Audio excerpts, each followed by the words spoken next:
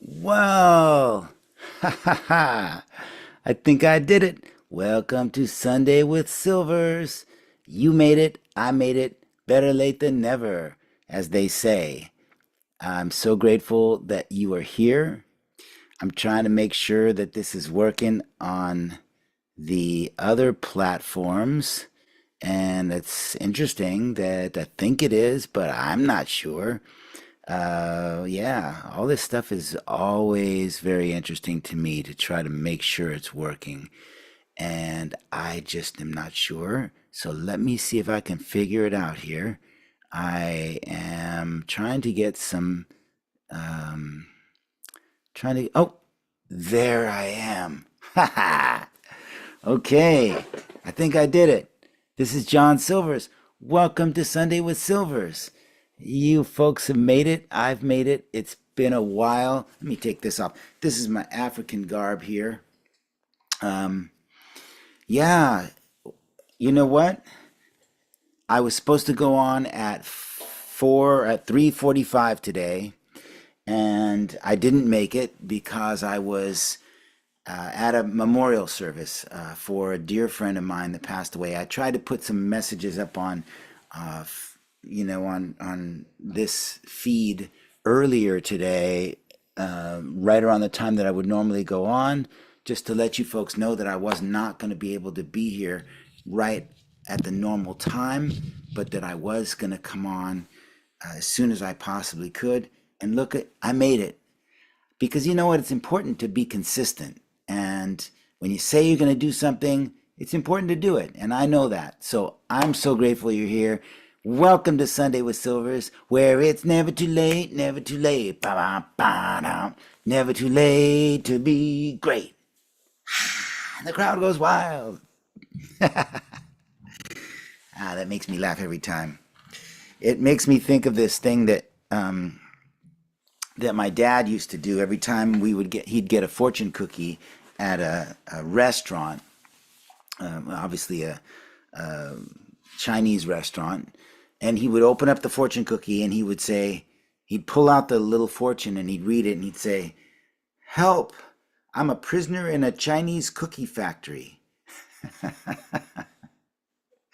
I don't know why I think that's funny, but I think it may be that I'm the only one that thinks it's funny because my wife and daughter think I'm crazy and stupid.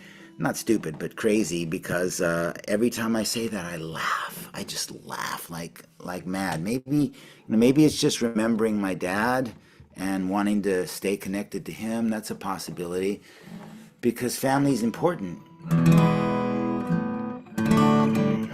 Hey, listen, my guitar's actually in tune. That's not a bad thing. Yeah.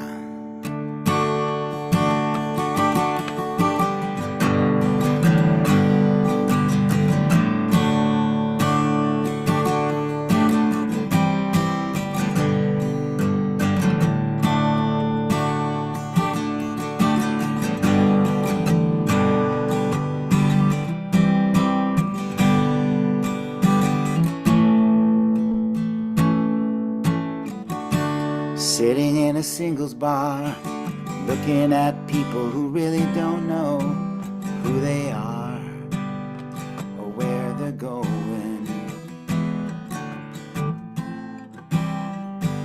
If I could remember where this song was going, we'd be better off. I wrote this song a long time. It's called Soulmate. Where they go, going. There you go. Ready? Here we go. Sorry about that. I'll try to. I might mess it up again, but I'll try it. I wrote this a long time ago. Long time ago.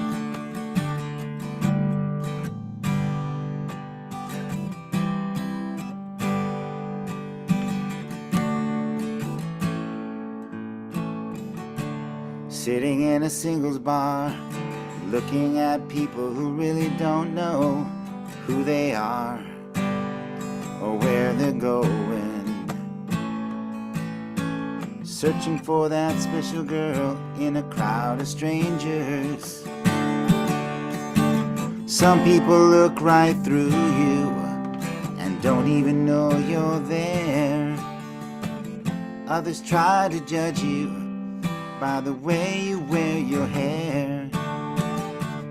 They don't even care what's on your mind. I'm looking for a soulmate. I know that it's not too late. I'm looking for a soulmate, and I just can't wait to find a soul. Yeah.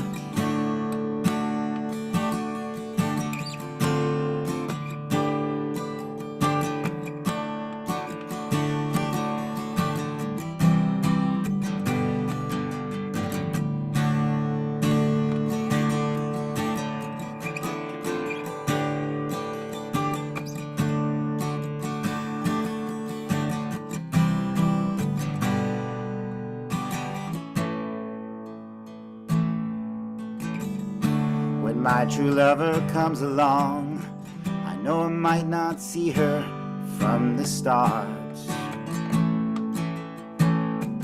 She'll be the one with the key to my heart.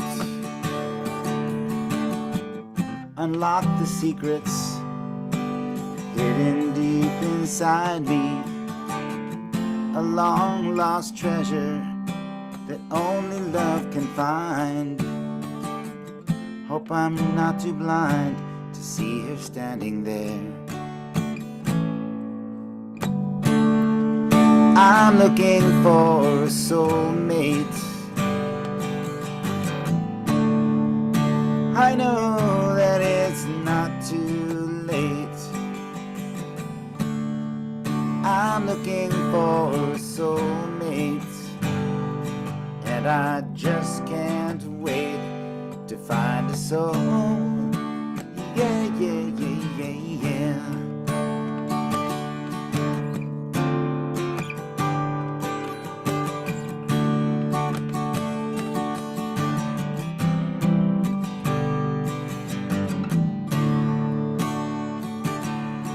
Whoa, I'm looking for a soul. I'm looking for a soul. For a soul. Wow, that song. I wrote that song way before I ever met my wife. Gosh, way before I even decided to be in a kind of a steady relationship. I just decided, hey, you know what? Well, I like the lyric.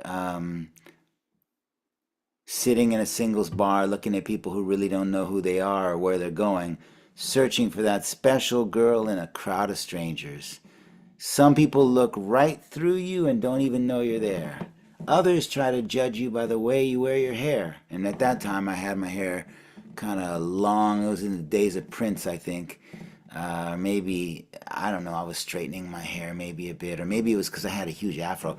You know, I wrote some of these songs like 40 years ago, so I know part of what I intend to do while I'm here is share music I wrote and even the stories behind the songs. The problem is I wrote some of these so long ago, I don't really even remember completely what the circumstances were. But I know that, like all of us, I had a yearning for something deep in my life as far as a relationship was concerned. And so that song came out, Soulmate. And some people wonder, you know, is there really such a thing as a soulmate? Do we really have one person that we're like soulmate with? And, you know, I think if you find that in your lifetime, then it's a beautiful thing. And I think that a lot of people can be our soulmates on different levels. I got to be careful what I say here because I'm married. Um, I just think that we're all soulmates if we allow ourselves to connect with each other. Our souls are connected. I was at a very intense event earlier today. I know I've mentioned it a few times here, which was a burial at sea of a young girl who was a close friend of my daughter's. I say girl, but she was 25. You know, I consider that to be a girl. You know, well, she was a young woman. I don't want to take that away from her, but yeah, she was a young woman who tragically passed away in a car accident. Her name was Dea McLean. And she's just a sweetheart. And to see all the people come together in love to celebrate her life was a beautiful thing. And you kind of wonder, well, do we really need to wait until somebody passes away for us to come together and be loving toward each other? No, the answer is no, we don't need to. I was actually thinking fairly recently. Oops, I went a little blurry here. Ooh, life is getting blurry. I was thinking recently, about family, and excuse me as I get some of my music out here. My friend Mary Grace gave me this cool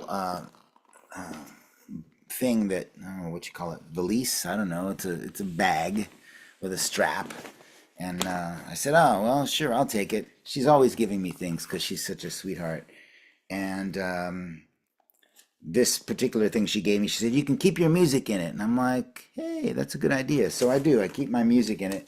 I've got so many songs that I've written over the years, and I'm gonna start playing live again. I think I'm getting the itch to do that. But in the meantime, I'm so grateful to be here with you, sharing this music, sharing some acting, sharing whatever comes to my mind, and trying to stay on one point at a time instead of going all over the place. But I was talking about family and whether or not we can love each other and show love for each other even when it's not in the face of some type of very tragic kind of situation. And tragedy does bring us together, but it doesn't have to be the only thing that brings us together. We can be brought together by just the desire to be with each other and be good to each other. So I'm looking through my music here. Yeah. So I guess it begs the question. I have a song called Grace that says, what are you on this planet for? Did you bring love or did you bring war? What are you on this planet for? And there's another song that I have called I Am Love, and it goes like this. It's the one that's sitting in front of me, so I'm going to play it because it must want to be played. That's all I can say. So let's do this one. I Am Love. Why did I write this song? Well, it says, who am I anyway? Am I who people say I am? They know just what they see, but do they know the me inside? And they'll know the me inside, and this is not part of the song, but I'm just saying they'll know the me inside if I let them see it, if I show it. And that goes for all of us, obviously. If we let people see the beauty that we have inside and we share our love with people, then they know who we are. And if we don't, then they may not know who we are. But it's not their fault if we don't show them. So let's keep showing people how, the beauty that we are and the beauty that we have to share. So this song is called I Am Love. Let's see if I can play it. It goes like this. I'm gonna go ahead and put a capo on. If you don't know what a capo is, it's a way of changing the key of a song. So I'm gonna do that. Let's see what happens. So it goes like this. Who am I anyway? Am I who people say I am?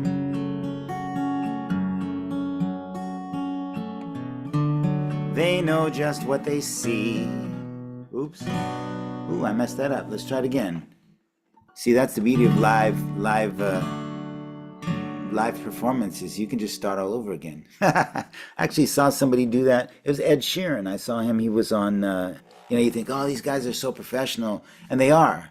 And he's played at the, solo gig at the Hollywood Bowl, but he got on that thing, NPR, Tiny Desk, and he said, he looked around, he saw all these people, he said, I feel really nervous right now. I don't normally get nervous. This is Ed Sheeran saying this, so I'm thinking it. And then he said, I'm going to play this song, and I may mess it up, but if I do, I'll just start it over. So if he could do it, I could do it. Cause it's never too late, never too late. Ba-ba-ba-ba.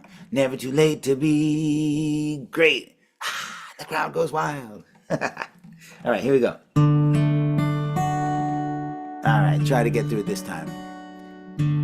Who am I anyway? Am I who people say I am? They know just what they see, but do they know the me inside? Until I tried to figure out who I'm supposed to be. I never wondered who I was. Don't ask the question and the answer will come easily. Fall like gentle raindrops from above. I am love, pure and simple, deep in my heart, stronger than everything. I am love, how could I forget it? I am love.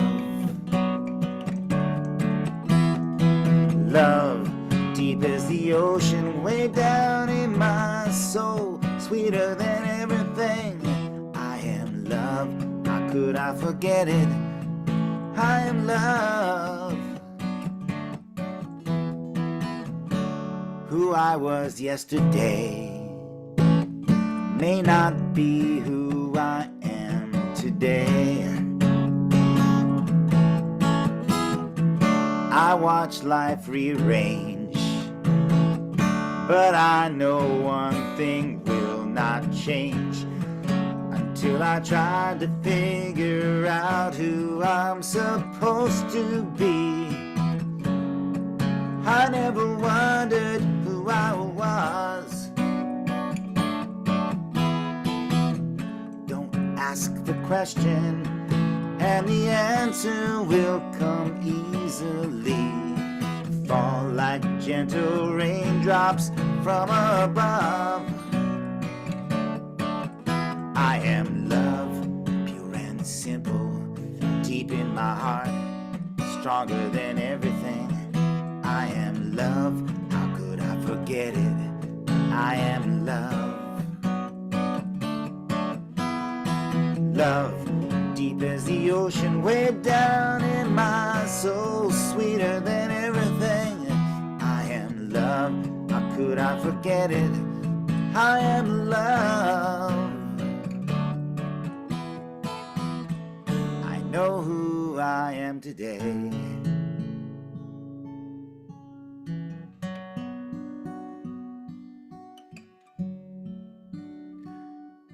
I am love.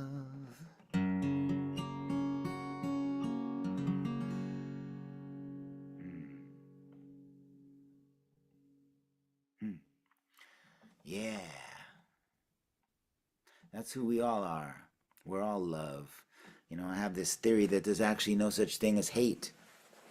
That the only thing there is love. And that anytime we experience what we consider to be hate, it's actually somebody trying to protect something they love. They feel like it's threatened. They feel like it's in danger. So they act whatever way they feel they need to act in order to keep that love safe. I don't know. It's just a thought. Could be true. You know, I know some people might say, well, there's some hateful people in this world. They do some hateful things. But yeah, but it's all in the name, it's all in service of trying to protect something they love, whether they're misguided or not. Their goal is to stay in the love, but if it causes somebody to maybe act out towards somebody else that they feel is a threat to that thing they love, then that's where we start to have problems. A lot of people feel like they can be loving to their families more so than anybody else. But what if we made everybody our family?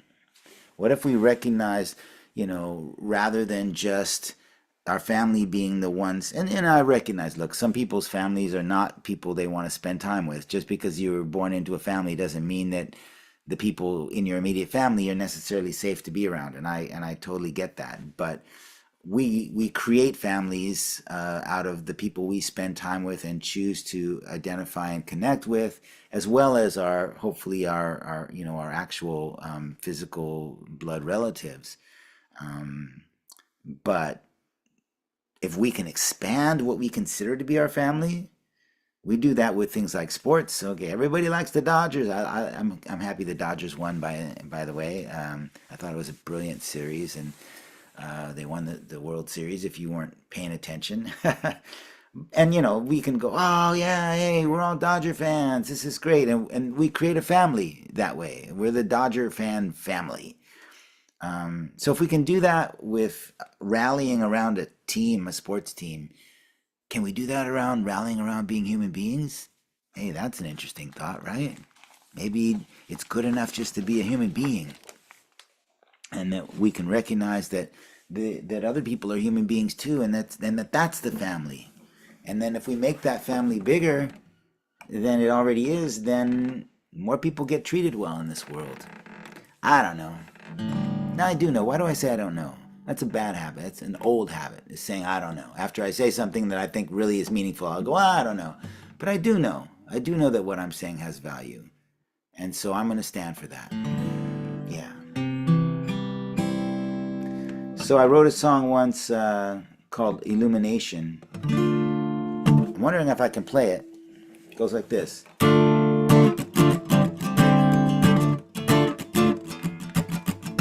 So why did I write this song? Okay. I was selling insurance, and one day I did that. I'm not ashamed of it. I'm not proud of it. I just did it because I thought I needed to to support my family. I was trained to be an actor. I'm gonna close my door here so that my wife can make noise and not bother us here.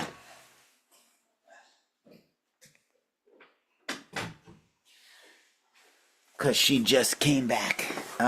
So I was trained as an actor, and have two was through went through two different 3-year training programs. And why am I saying this? I have no idea. What was I talking about? See, this is what happens sometimes when I have a million thoughts in my head. Somebody remind me. Put it in the chat. What am I talking about? I don't know. Um, well, I'll tell you this. I want to get back into the theater because I love the theater. And I just ran into a theater director who's directing a play by August Wilson, a play I'd never heard of before. Gem of the Sea. It was apparently his second to last play, and it's part of maybe a trilogy or something to that effect. And I said to the person, "Wow, I would love to audition for your play. It's going to be at the Long Beach Playhouse." And so he was like, "Yeah, yeah, that's great." He was very enthusiastic, and I was thinking, "Hey, this is awesome," and it is awesome. Um, and so he emailed me. We switched, exchanged numbers, and he emailed me the information about the audition, which is coming up next month. And then I read the bottom of it, and it says that there's no pay, that it's something that's done like a community thing. And I thought to myself, wow, I'd really like to do this play, but you know, it's a month, at least 3 weeks worth of rehearsal, and then another month's worth of performances. And it's in Long Beach, which is a good 40-minute drive minimum one way. You know, probably 2 times or 3 times a week, maybe for rehearsals, I guess. And then once the play opens, it's for a month every weekend. Whatever amount of shows plus maybe more on Thursday. I'm thinking, I went to school for 6 years to get my master's and to two different training programs. One was a master's program. Why would I ever just give my services away as an actor?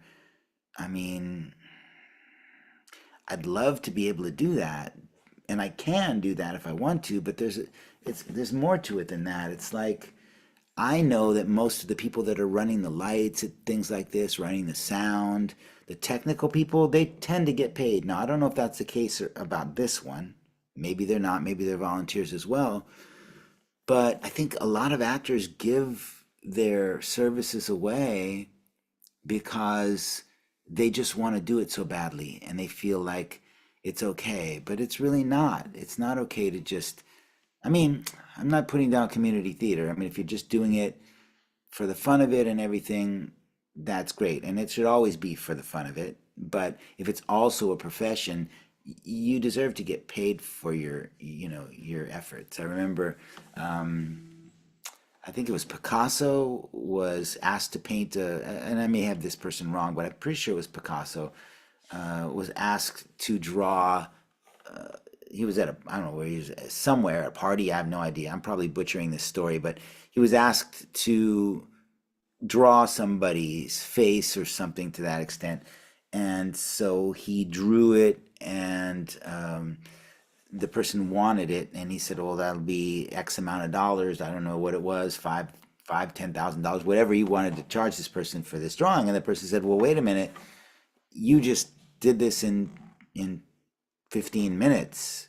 How can you charge me that kind of money?" And the answer that person got back from the artist, who I believe was Picasso, was like, "No, I didn't. It didn't take me 15 minutes to draw this. It took me a lifetime to know how to draw this, and a lifetime of study, and that's why it's worth what it's worth." And so I just need to keep standing for that. That it's possible to do theater, whether I'm producing it myself or I'm acting in somebody else's play, and actually get paid well for it because it's a service that I believe has value. But at one point, I didn't believe that I could do any of that. I was selling insurance, and I thought that I couldn't go out into the world and do what I love to do and what I was trained to do as an actor, because I needed to have a steady income, which I did. I needed to be, because I had a young daughter, and also acting can take you away from your family. And so I just didn't want all of that. My dad left when I was 8 years old, and I didn't want to have that same experience from my wife, to have me be gone, or my daughter, even though it wasn't going to be the same circumstances as my dad. That was a divorce, but it doesn't matter. If you're not around, you're not around. And I just didn't want to see that happen. So I sold insurance. I did it for 17 years, 60 hours a week, until I almost killed myself. Not literally, but just my spirit was just so devastated from that experience. After, there's nothing wrong with it. Don't get me wrong. It's not an illegal activity. There's nothing to be ashamed of about it. It's just that's not what I was put on this earth to do. So, but one day I was working with an older couple, and I was working with them with something called an annuity, which is where you take your money and you put it into a safer environment, especially fixed annuities, which is what I was working with. But I went into the bank after these folks decided they wanted to do this, but the bank didn't want them to do it because the bank didn't want them to take this money out of the bank. So the bank called the sheriff's department, and sheriff came up to me and said, "Hey, what's the problem here?" And I said, "I don't have a problem." They said, "Well, the bank called us, so someone's got a problem." And they said, "You're going to have to leave the bank." And so they kicked me out of the bank, the sheriff's department. And I was so humiliated because all I was trying to do is just to feed my family, do something honest, and do something that I believe was of value for these people. But it was devastating to be, kicked out of this bank by these. So I'm sitting in my car, and all of a sudden this song comes to me. It goes like this.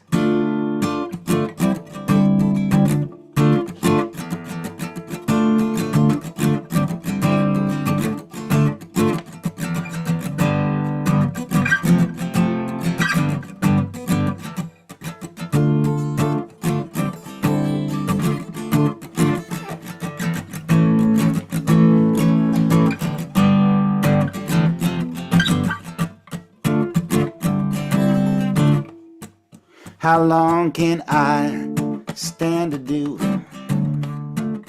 what I cannot stand to do? Before there comes a time. Let me see. Let me write again. See, I get to do it all over again. Thanks for listening, folks, and letting me bumper my way through this. I got it in front of me, so I won't mess it up this time. Here we go. How long can I stand to do what I cannot stand to do? Before it wears me down, before it knocks me down, before it tears me down. And how long can I plan to do what I plan to do? Before there comes a time I make up my mind and follow through. 'Cause if I spend my time just trying to survive, I may be living, but I may not be alive. So tell me true, how long has it been for you? Ha. Come on now. This is an invitation to the illumination, an invitation to a new vibration, a celebration and a revelation of conscious creation. Come on now.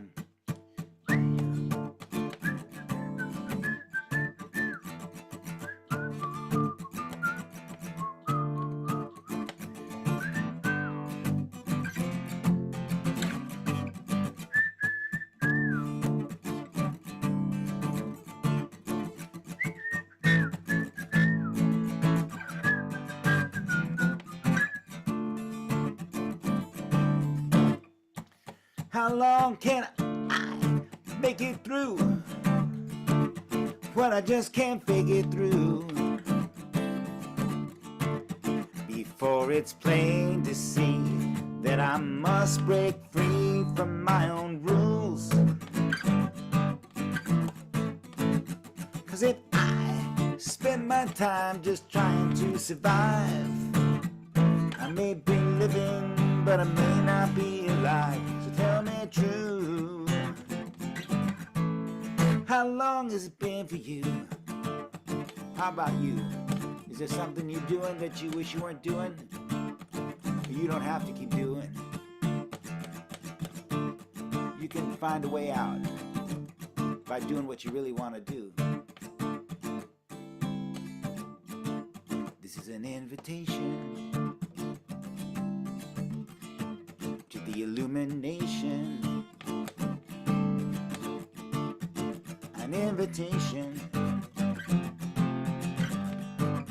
to a new vibration, a celebration and a revelation of conscious creation. I said a celebration and a revelation of conscious creation. This is an invitation. I said an invitation. Come on now. An invitation to a conscious creation,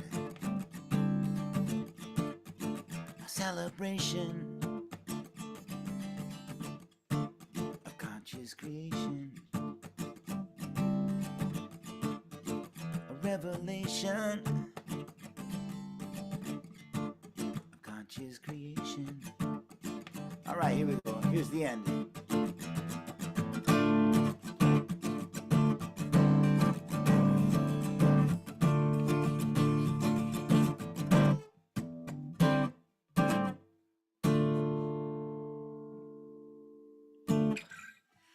Hmm.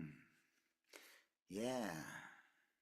So that song was really kind of a turning point for me where I realized that I had to start doing what I love to do because if not, I was going to keep having those kind of experiences where people were misunderstanding me and thinking that I was trying to do them harm when I was really trying to do them some good. And it was just that was a real wake up call for me. That moment and the song came out of it. So yeah, yeah. So I'm doing it now. It took me a while. It didn't just like overnight just quit because I was where my income was coming from, and I was, wanting to be responsible for taking care of my family, which I was. But that was the beginning of the end of my time just focusing mainly on insurance and selling insurance to people. It's like it's not what I was put on this earth to do. I can do it, but I can do a lot of things. So why don't I choose what I want to do? And I'm asking you that too. In fact, I'm going to put myself right now in what I call the accountability corner. If you've been here before, you know exactly what that is. That's where I put myself. Ooh, look at that. There we go. Right in the accountability corner, which is me. I like it when it's nice and straight like that. There we go. Ugh. It shouldn't be a terrible thing. It's not like but it is. Keeping myself accountable. I'm putting myself in a corner, and I'm going, "Hey, John, that is your name, isn't it?" Yeah.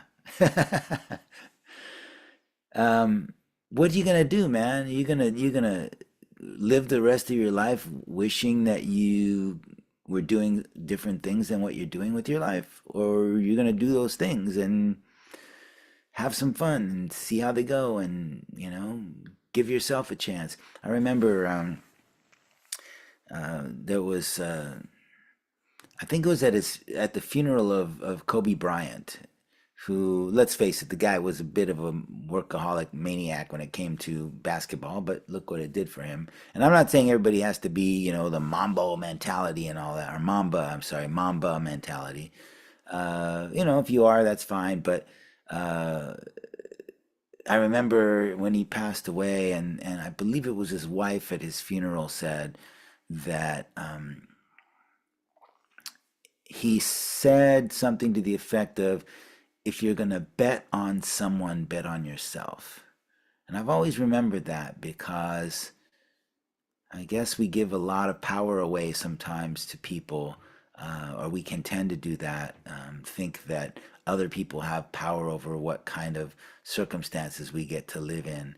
Just like me earlier, kind of victim talk about what I was saying about this play that's not going to pay anything if I choose to do it. I'm not a victim of that, and I kind of I'm gonna what they call pull my own covers or pull the covers on myself. I guess you'd pull them this way anyway, to say, hey, you know what? I'm not a victim of the fact that I was interested in a play that doesn't pay anything.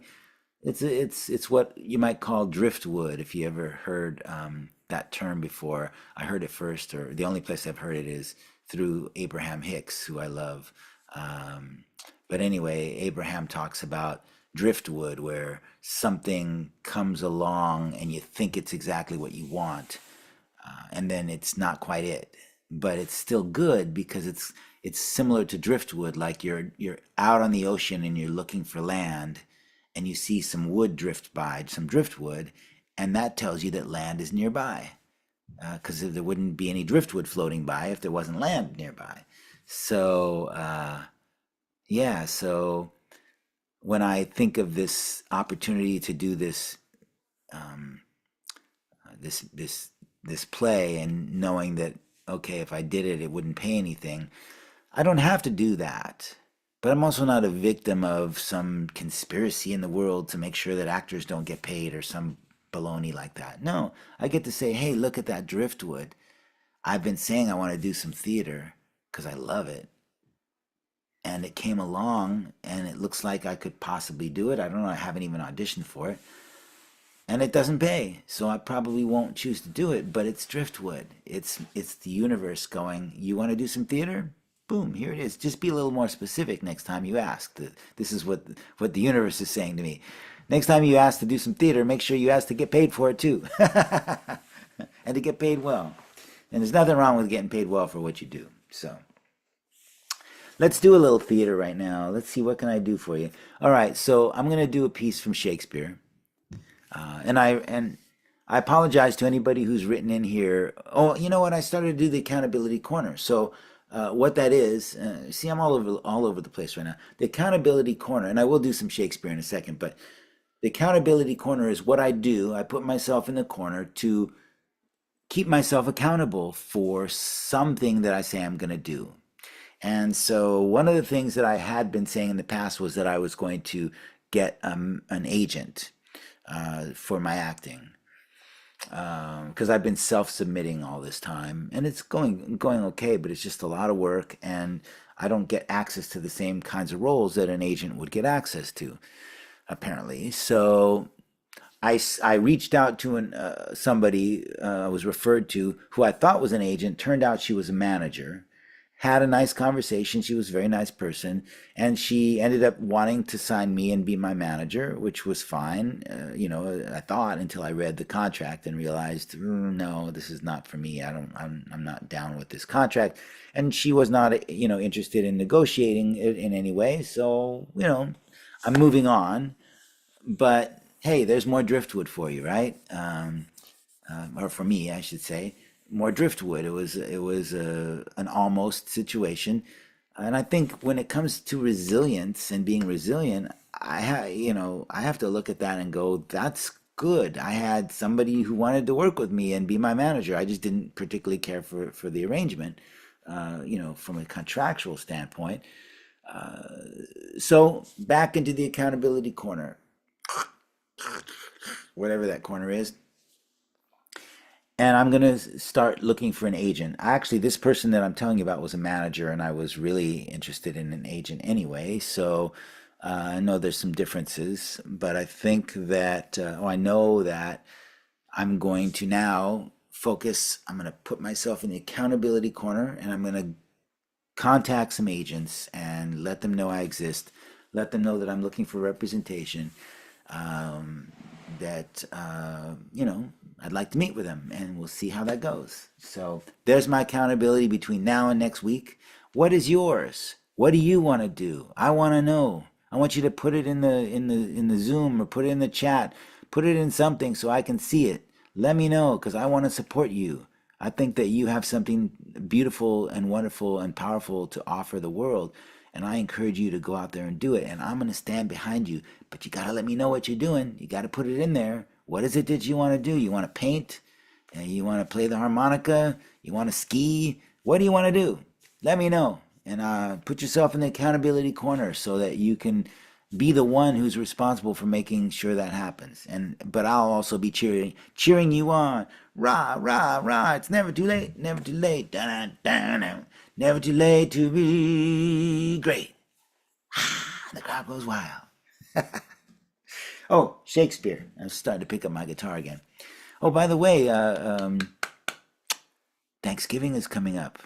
Um, a beautiful time to let people know how much you care about them.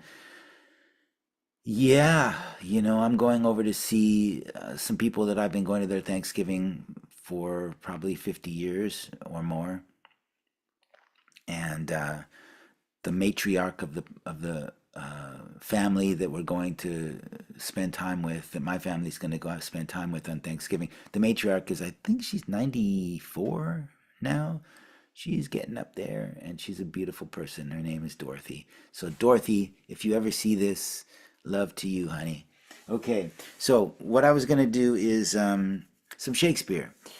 And Teddy Lewis, if you're out there, my buddy, if you get a chance to see this, I did see your post in the last Facebook Live, or last live stream that I did, where you thought it would be a good idea for me to do episodic version of my play, because I was saying that I wrote a one-person play about being multiracial and being an American, and it's got music in it. It's got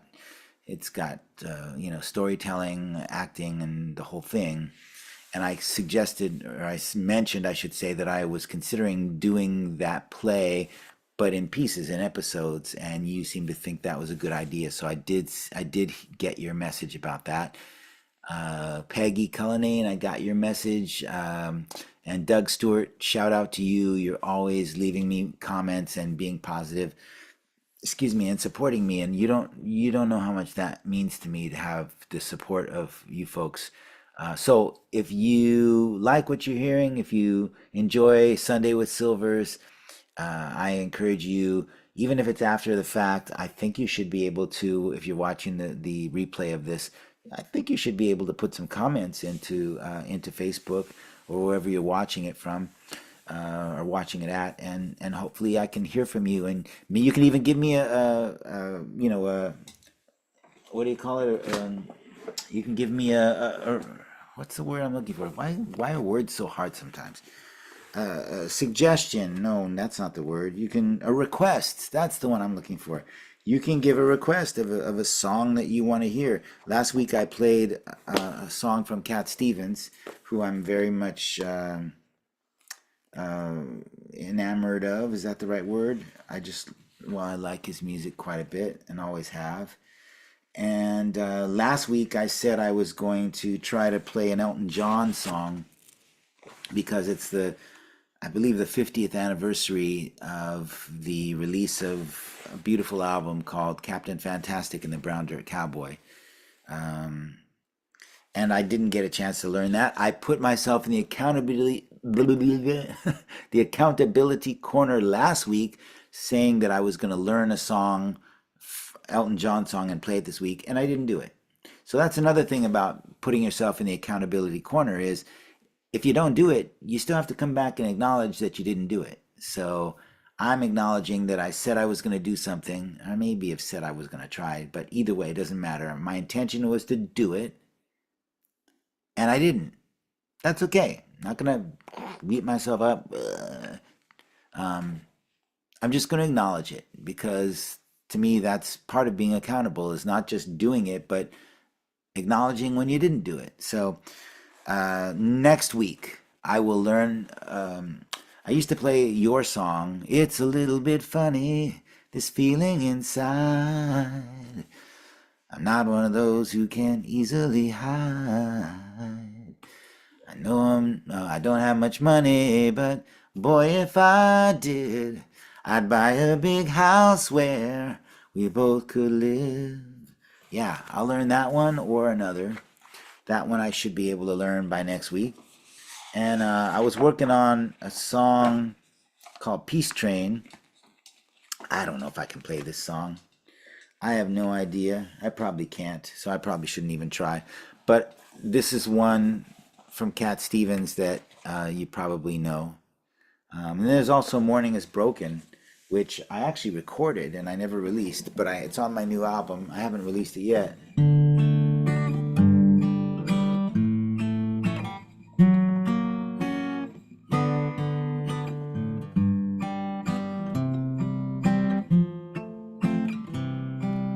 Ooh, that's going to be way too... Morning has... I can't do it that low. What am I thinking? What am I thinking? That ain't going to work. I have a capo around here somewhere. Let's try that one. I don't know if I'm going to be able to play it or not, but I'm going to give it a shot. Hey, that rhymes. I don't know if I can play it or not, but I'm going to give it a shot. I don't know if I can play it or not, but I'm going to give it a shot. I don't know if I can, but if I can, then I'm the man. So I don't know if I can play it or not, but I'm going to give it a shot. Hey, I just wrote a new song. Oh, hey, there's my capo. Yeah, I have a friend named Harold Payne, and he takes names of songs and he, names that people make up, like titles, and he writes a song right on the spot. Okay, maybe I can play that one. Let's see if we can. Let's see if I can do the same thing. Let's see. I don't know if I can play it or not, but I'm gonna give it a shot.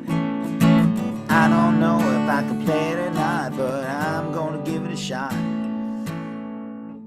I can, then I'm the man. Oh, if I can, then I'm the man, and you're gonna like it a lot. 'Cause I don't know if I could play it or not, but I'm gonna give it a shot. Yeah, yeah, yeah, yeah. There you go. I just wrote a song on the spot. Oh, there's another rhyme. I just wrote a song. I just wrote it on the spot. And I'm gonna play it a lot. Doom, doom. I just wrote a song on the spot and I'm gonna play it a lot. I'm gonna give it all I got. And I don't know how to finish the song, but anyway, I'm ranting on here.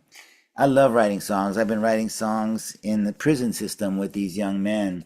Um, I know I've mentioned that. If you've ever listened to Sunday with Silvers before, you'll know that I work in the prison system, and I've got these young men in there that all they know. Like the other day, I asked one of them. I said, "Hey, what do you want to what do you want to do with your life when you get out of here? I'm here to support you." He literally said, I want to be a drug lord." And I was like, wow. I mean, I didn't say wow, but I'm thinking to myself, ooh, boy, okay. But that's all he really knows. He came from that background and that part of the world where that's, I don't know, from making money standpoint, that was definitely one option in his part of the world. And I said, well, wouldn't you be kind of like contributing to people's addictions and stuff? Could you really enjoy money if you made money that way? And he's like, I wouldn't be selling it to them. And I said, well, but you'd be providing it, making sure that it's available. So on some level, you'd be responsible for kind of feeding these people's addictions. Could you really feel good about having that money? And he thought about it for a minute. He said, well, I said, is there something else you could do that's not illegal? Well, I didn't say it's not illegal. I just said, is there something else you could do or you think you might do? He said, well, I could sell real estate. And I thought, oh, okay, that's sounds better to me. And he said, yeah, I'll sell real estate and I'll defraud people. I don't know if defraud is the right word, but I'll do fraudulent activity and I'll steal people's money. And I was like, okay, it's not exactly what I envisioned. And I said, isn't there something that you could do that was legal? Because what do you think is going to happen if, he said, well, if you don't get caught, it's not illegal. I was like, wait a minute. Yeah, it still is illegal even if you don't get caught. Maybe he's been listening to Trump too much. I don't know. I don't want to get political, but anyway, the point is that yeah. So he said, it's not illegal if you don't get caught. I said, no, it's actually illegal. So he said, well, I could become a hitman, and I was like, oh man, how am I how am I gonna like circumvent all this and get him back on a path? And I did eventually. I believe I reached him. I mean, who knows what this young man will end up doing with his life.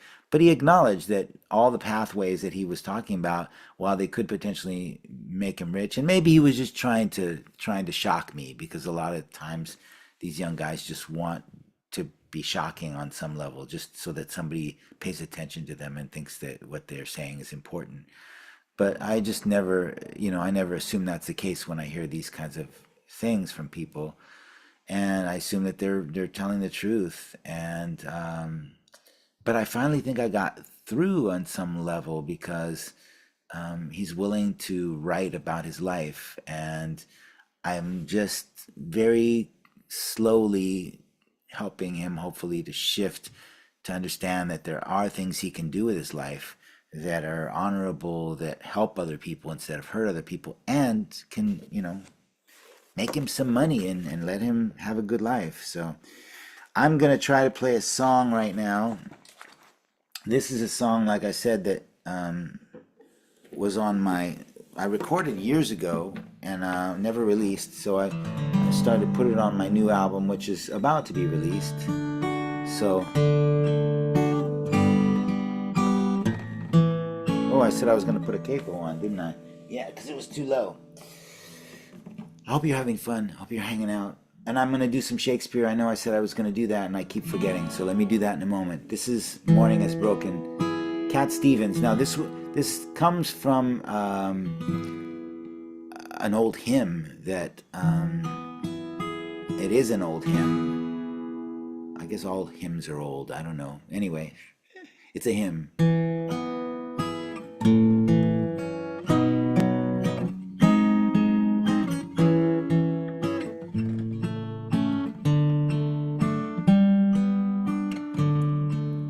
Morning has broken like the first morning.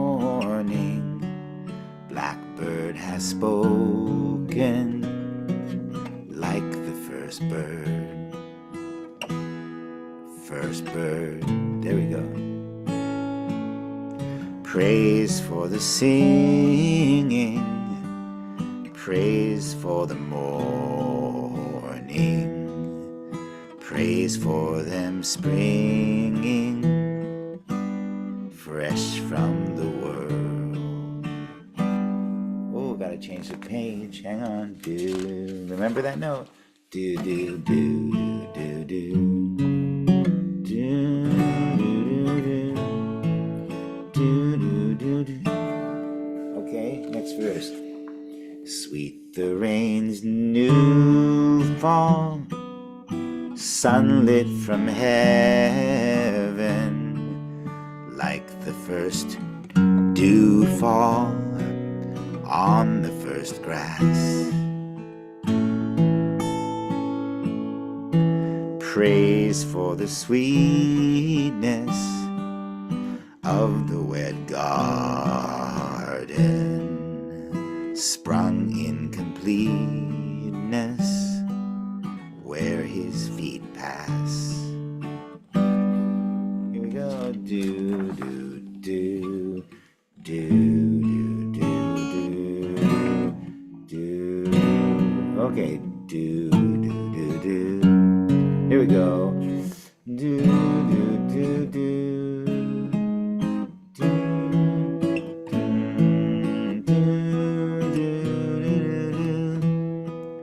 Sweet. No, mine is the sunlight, mine is the morning, born of the one light Eden saw play. Praise with elation, praise every morning, God's recreation of the new day.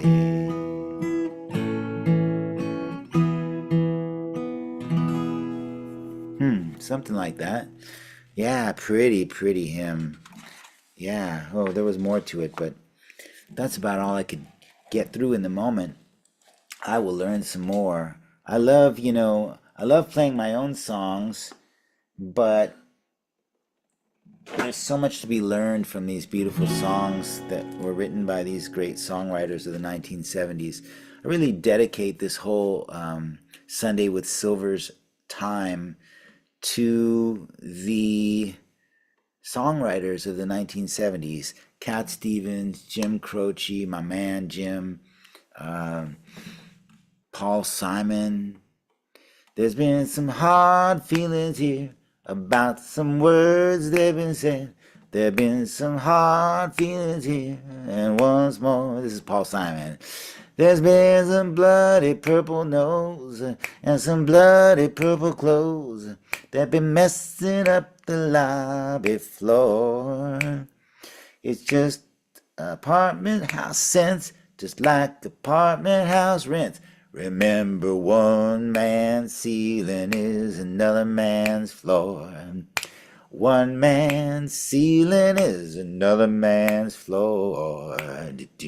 It's a great song, right? Well, there's an alley in the back of the building where some people congregate in shame. I was walking with my dog and the night was black with fog, and I thought I heard somebody call my name. Do do do do do. Do do do. Oh man, great song. One man's ceiling is another man's floor. Off of what album? Anybody know? There goes Ryman Simon again. I love Paul Simon, man. Yeah, he had great songs on that album like do do do do do when I was a little boy, when I was just a boy, and the devil called my name. Oh, was it the devil? I don't know. It was a long song.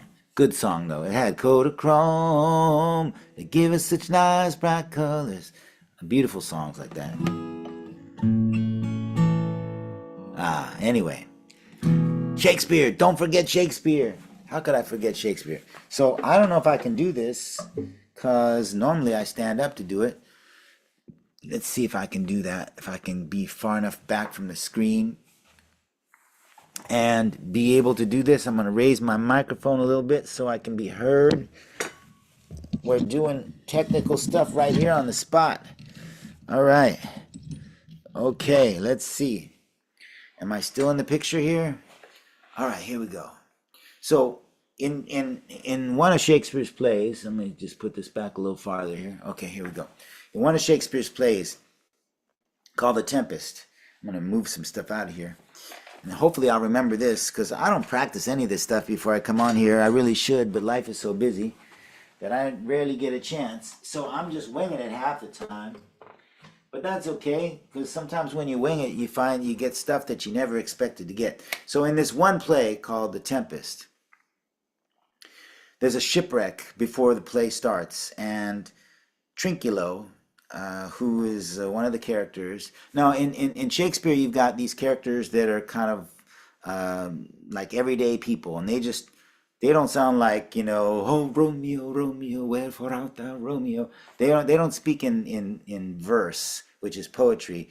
They speak in prose, which is more like everyday language without all of the iambic pentameter, if you know what that is. Da da da da da da da da.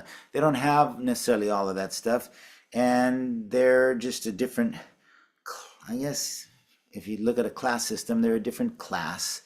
They're not the royalty or the court people. They're the everyday average folk, and they speak in what's called prose. So there's a scene at the beginning, at the beginning of The Tempest. I think that The Tempest is probably Shakespeare's last play, if I'm not mistaken.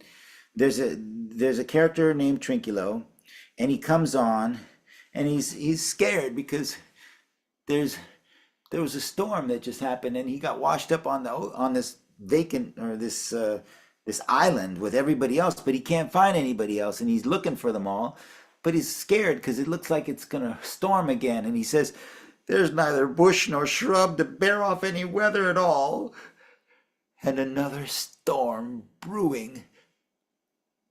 I hear it sing in the wind.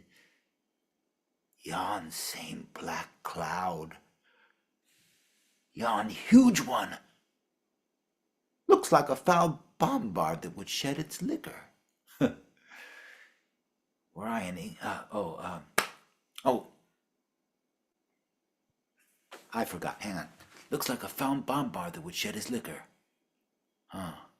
And then he notices something. That's right. He notices something on the ground.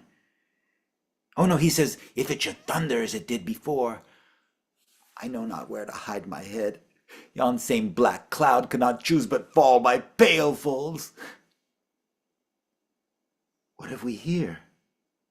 He sees something on the ground. A man or a fish? Dead or alive? A fish. It smells like a fish, a very ancient and fish-like smell, kind of not of the newest, poor John. Were I in England, as once I was, and had but this fish painted. What does he say? Had but this fish painted. Not a holiday fool there but would give a piece of silver. There would this monster make a man. Any strange beast there makes a man. If he will not give a doit to relieve a lame beggar, he'll lay out 10 to see a dead Indian. Legged like a man, and fins like arms. I do now let loose my opinion. Hold it no further. This is no fish, but an islander that hath lately suffered by a thunderbolt. Ah, alas, the storm has come again. I must creep under his gabardine. There's no other shelter hereabout. Mystery acquaints a man with strange bedfellows. I will here shroud till the dregs of the storm be past.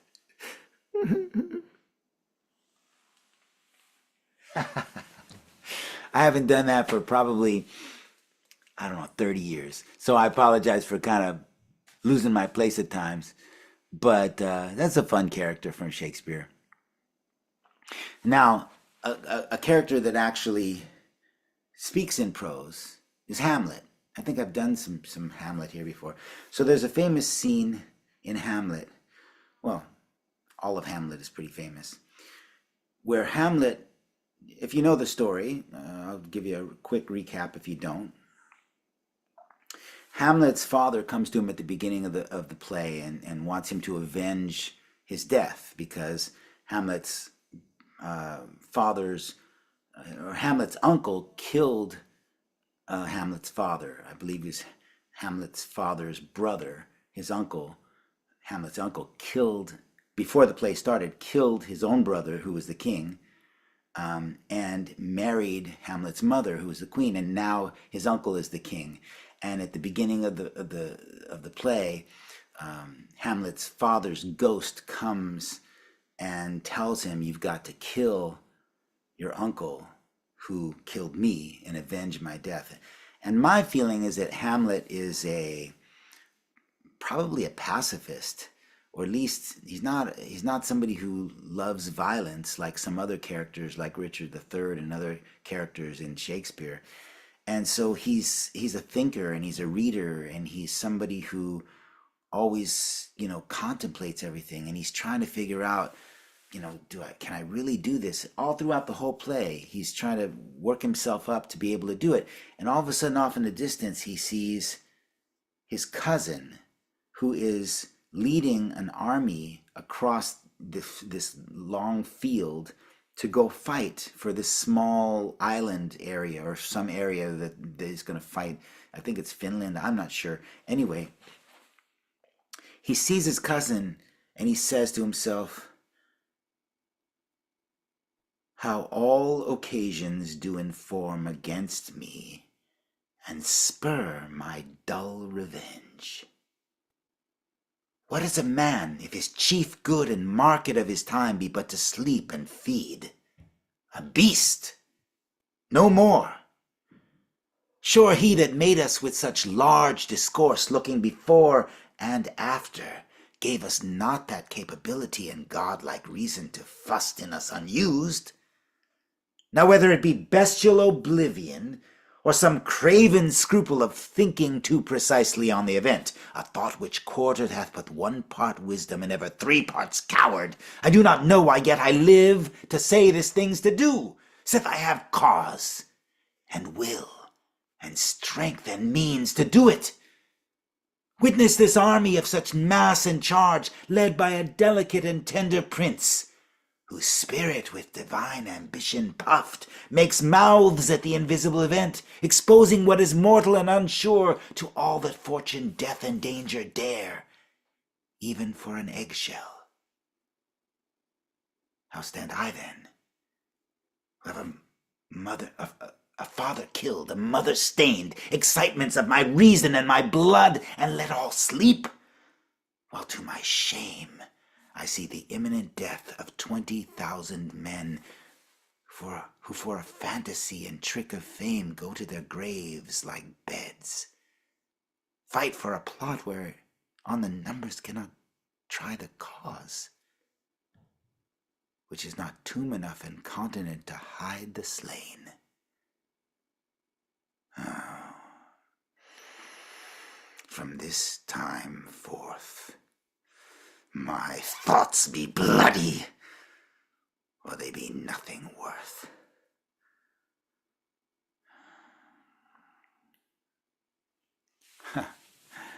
So he says, hey, you know what? If this little tiny cousin of mine can take these 20,000 men and go fight for this plot of land, why can't I avenge my own father's death and my mother's being, taken in the way she's been taken over? How can I not? And so he vows that he's going to go do it. But, he's Hamlet. He means to do it. He wants to do it. But he's got to think about it a little bit more. He's not quite sure, no matter how confident he sounds in the moment. So, yeah, that felt a little rusty. I haven't done that one for a long time either. But you guys are helping me to brush up on this stuff. Brush up on your Shakespeare. Isn't there a song from some musical, Broadway musical called Brush Up on Your Shakespeare? Anyway, it's been fun hanging out with you folks. It's about time to go. But thank you for being here. Let me know if you enjoyed this. Put something in the chat. It's great just to spend this time being creative and sharing the love, sharing something good. So I'm wishing all of you a great week. Be good to each other. Be good to yourselves. Okay. Talk to you soon now. And I'm back here at the regular time next week, which is 3:45 to 4:45.